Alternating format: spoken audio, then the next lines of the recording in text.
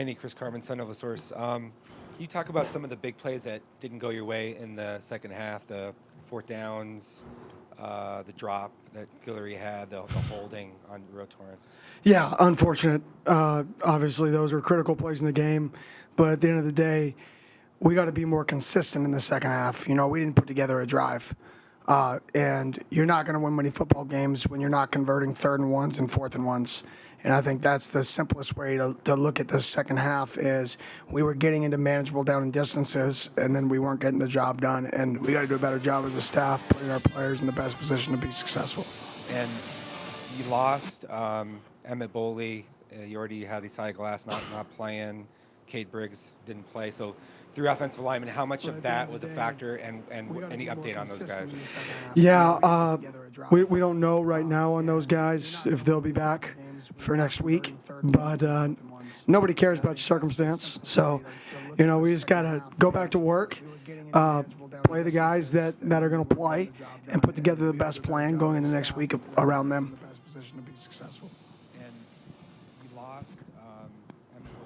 Hey, Kenny.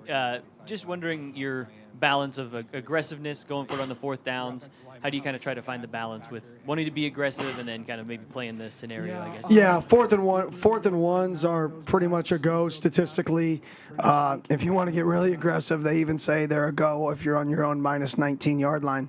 But we're not quite that aggressive. But 4th and 1s, statistically, you're going to convert over a 75% chance. And if you convert, it's like a turnover. The issue is we didn't convert those, and when you don't convert those, it is a turnover. But you're playing the odds that you're going to convert the majority of those, and we felt like we had a good plan going into it in those scenarios, and we just didn't convert. And that's the story of the game. If you convert 4th and 1s, I think the game is different. We don't convert 4th and 1s, and the game is how it is. So we got to do better at that. We got to do a better job as a staff, starting with myself, putting our guys in a better position to be successful. How would you evaluate Jaden tonight? I thought, once again, the first half, he came out and played really well. I think in the second half, they took away the deep ball. They backed everybody up, and they challenged us to run the ball, and we still couldn't get into a rhythm running the ball.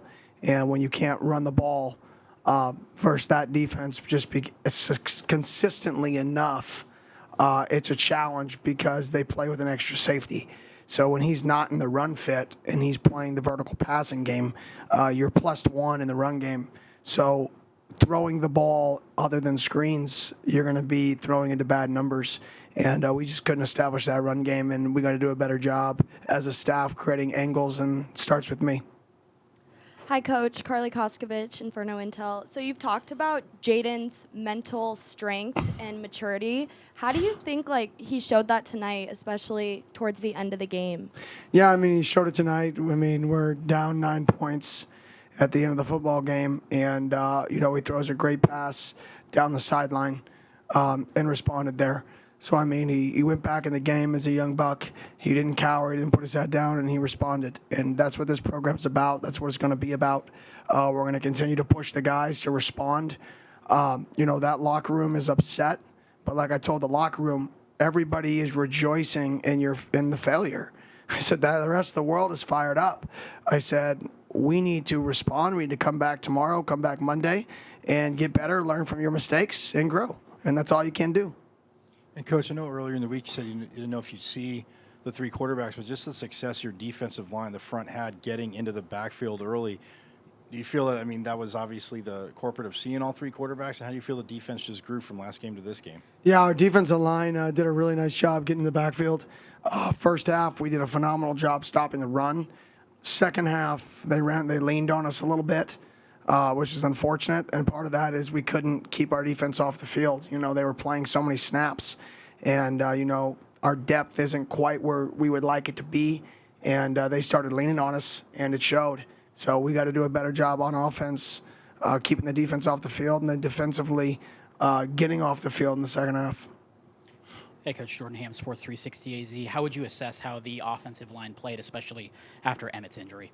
Yeah, I thought it was some plays good, some plays bad. I thought our pass protection early in the game, going into the fourth quarter, the last 2 drives were pretty solid.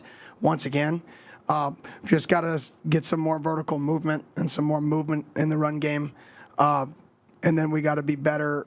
We got to make some people miss too.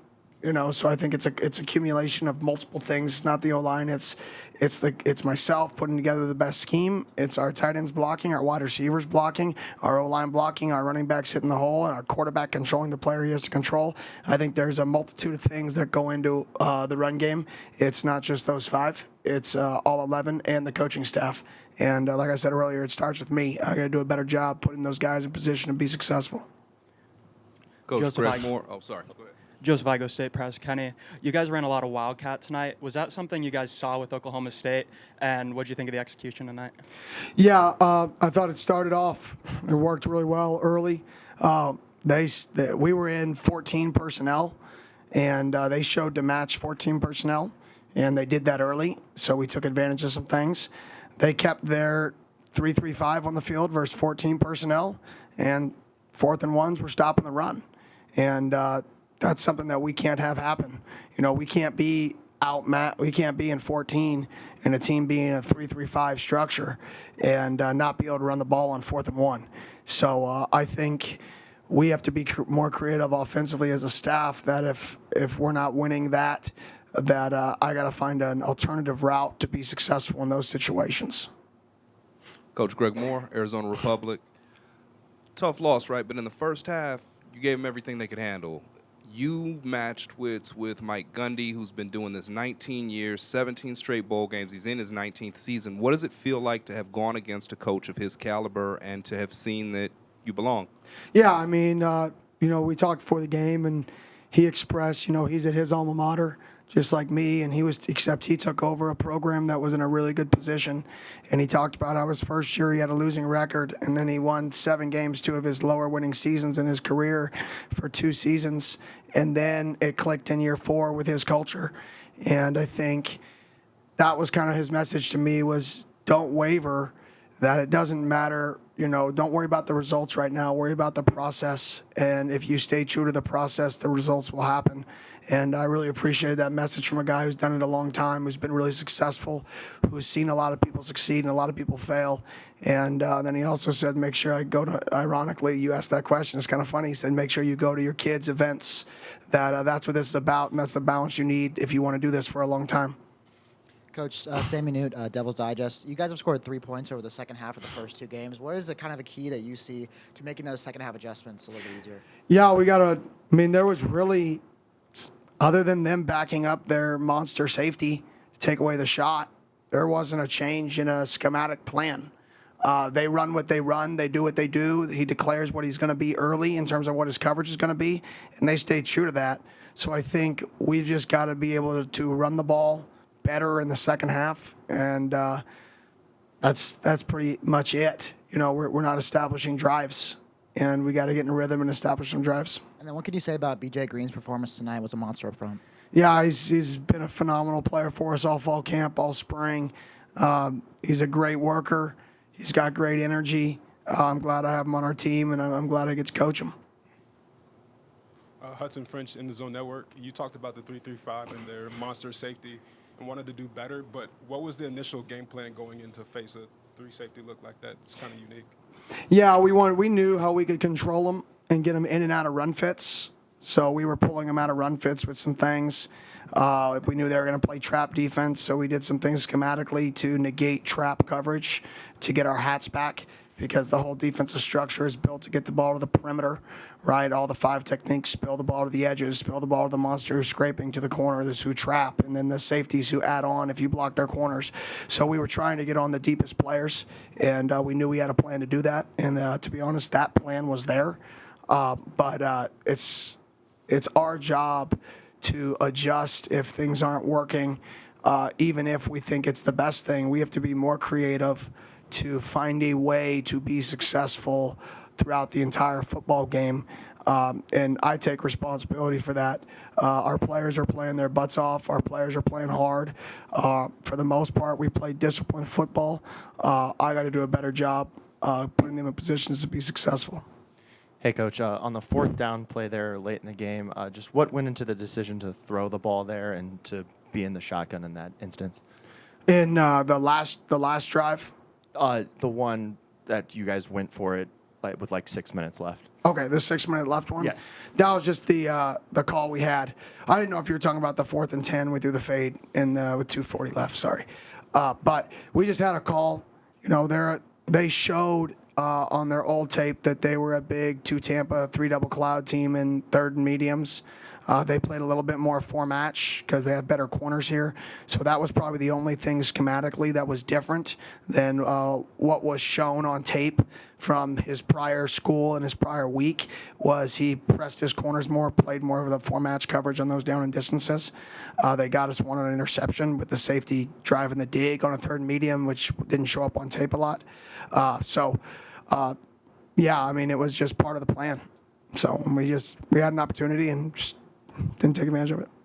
Hey, Coach. Caleb Campetto, Devil's Digest. You talk about, Oklahoma State taking away that deep ball threat and kind of the lack of run game, but we did see a lot of screens in the second half. Is that just part of the kind of your adjustment to try to spread the field to set up that run game a little bit better?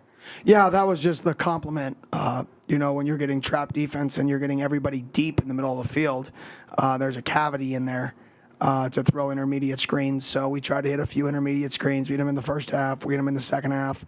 We were close to really hitting a few that got out. None of them really got out, but we were close to hitting a few that got out. But that was really what they were giving us was run game and intermediate passing game and screens, and took away the shot game. Smart by them. Forced us to run the football.